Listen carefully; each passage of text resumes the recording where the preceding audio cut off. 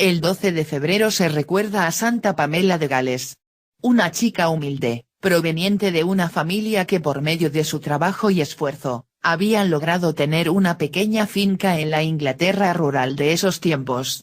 Pero, al caer en la desgracia económica, la muchacha terminó ejerciendo como dama de compañía de una buena señora viuda, que resultó ser una buena católica encubierta, en tiempos de la persecución anglicana.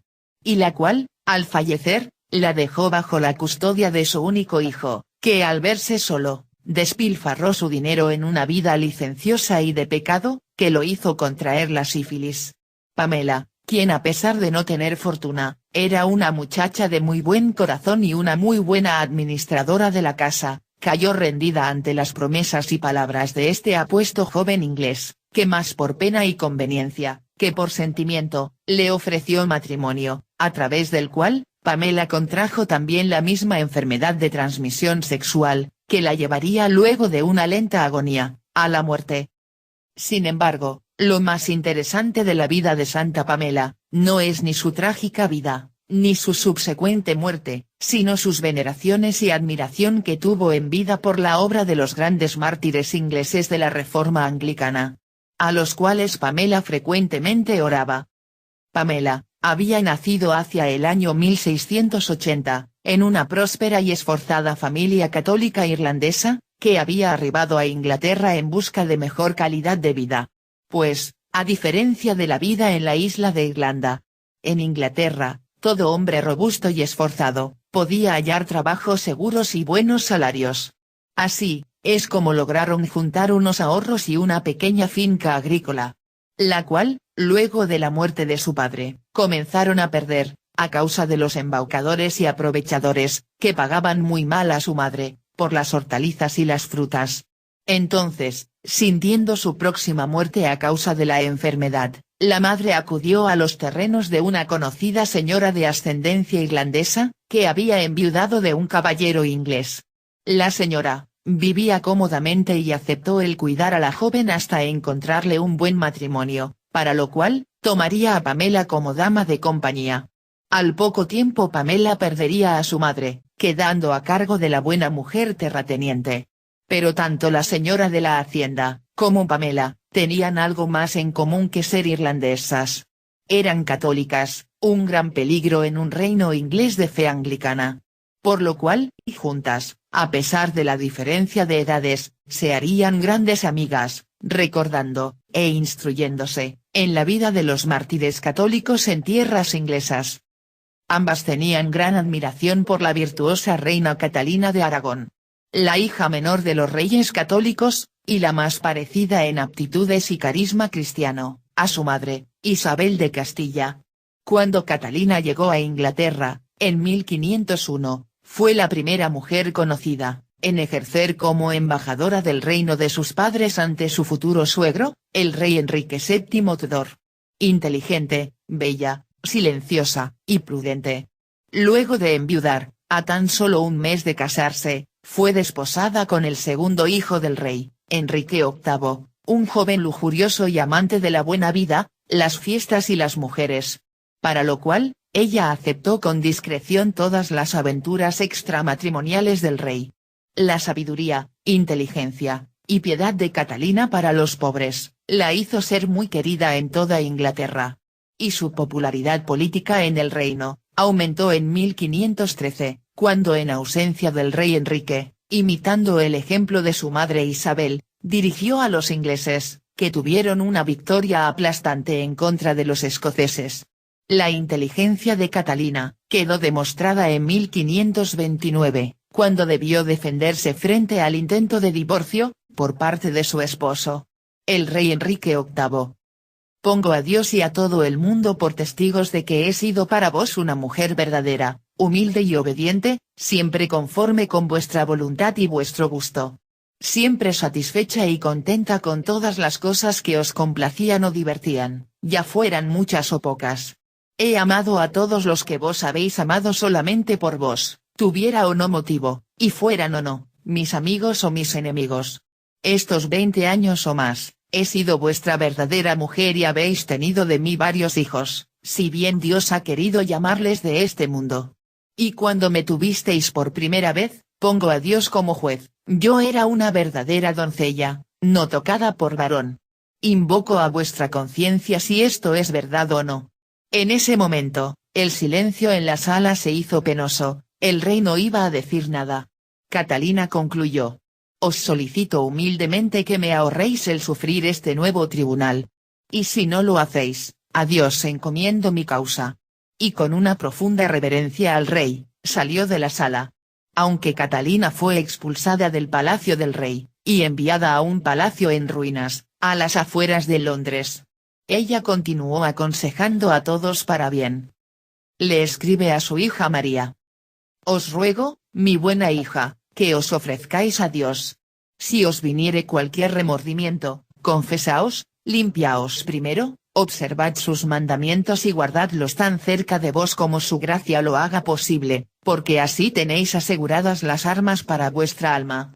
Mantened vuestro corazón casto y vuestro cuerpo lejos de todo mal y de toda compañía lasciva, sin pensar o desear ningún marido, no os decidáis a ningún tipo de vida hasta que pasen estos tormentosos tiempos.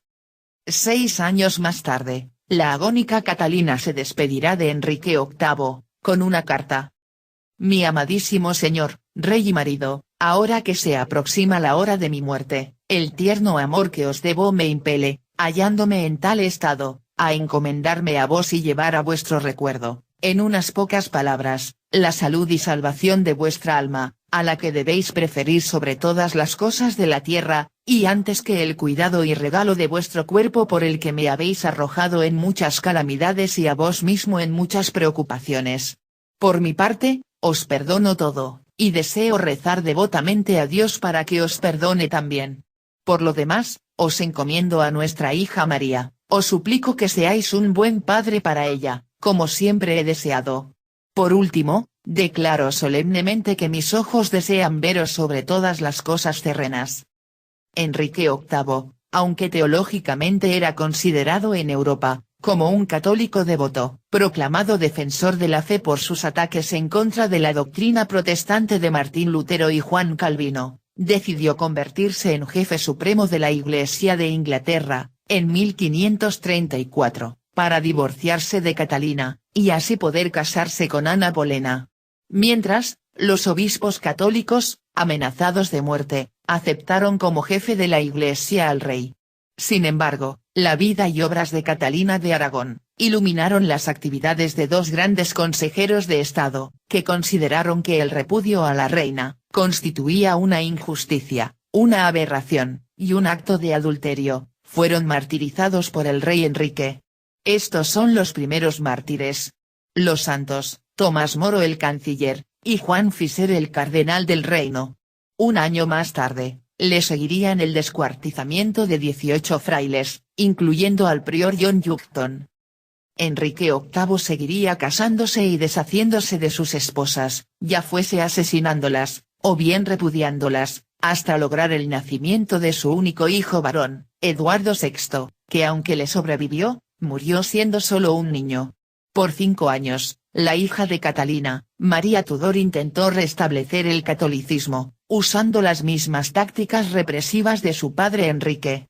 Pero la Iglesia anglicana, para siempre quedaría separada de la autoridad del Papa, con el ascenso de Isabel I Tudor, que estableció un estricto sistema de espionaje vecinal, instaurando un sistema similar a la Inquisición, en el cual cualquiera podía incriminar como católico a cualquiera, por medio de un estricto control individual, de los movimientos, viajes de conocidos, parientes y viajeros.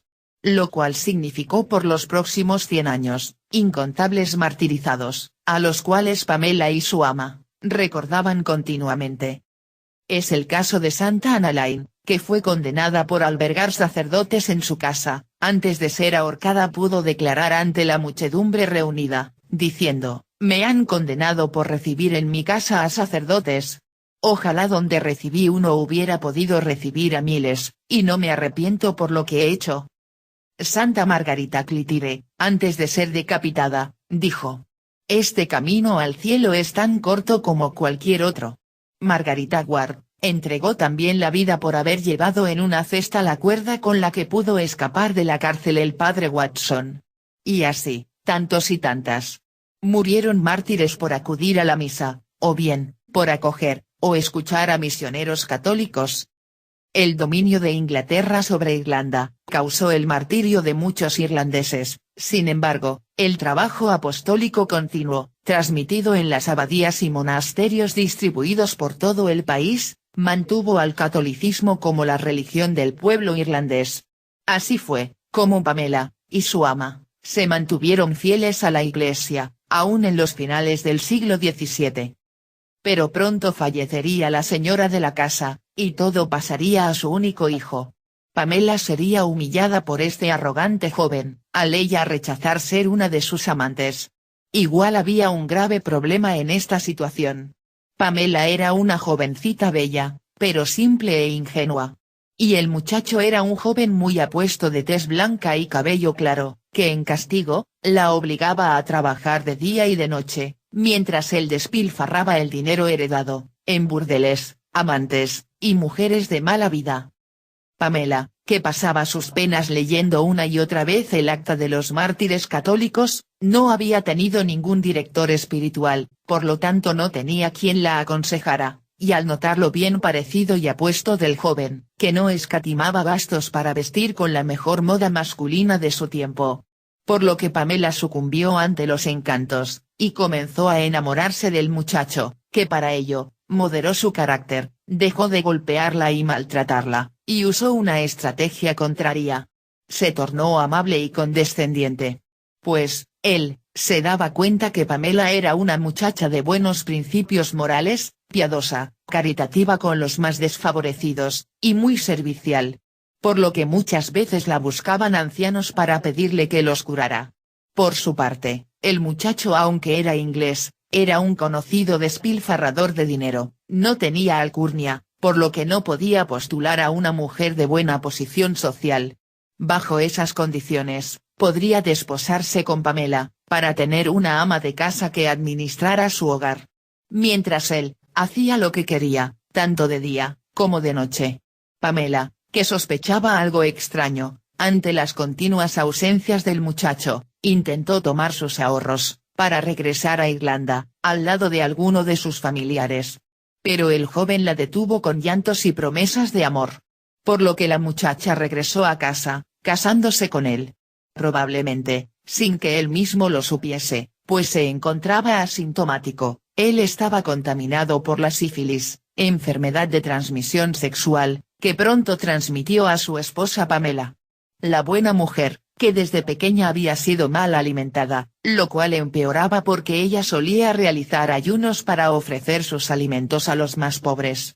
Pronto cubrió su piel con llagas, sufriendo fiebre, inflamación linfática, y dolores por todo su cuerpo, pérdida de peso, dolor muscular y mucha fatiga. Lo cual, se complementó con la anemia y las infecciones, hasta que luego de varios días de fuertes y persistentes fiebres, la joven veinteañera, dejó de ingerir líquidos hasta fallecer un 12 de febrero, en los primeros años del siglo XVIII. Se relata, que Pamela fue enterrada junto a su buena ama y suegra. Mientras que el peso de conciencia tras la agónica muerte de su mujer, hizo que su esposo abandonara Inglaterra, para hacerse religioso en tierras europeas, lo cual explicaría que esta historia haya sobrevivido. El mismo fraile habría vivido en silencio y penitencia, hasta el final de su vida, dedicándose a ser promotor de las causas de los santos mártires ingleses. Aunque Pamela, es una dama de vida común. Su fe, oración, espíritu de caridad con los más desvalidos, unido a la lenta agonía que le atrajo la enfermedad de la sífilis, contraída a causa de su debilidad humana, por haber creído en las promesas de un hombre atractivo, a los ojos humanos. Hicieron recordar a muchas mujeres, y en general, a cualquier persona que a lo largo de los tiempos, contrajeron enfermedades de transmisión sexual,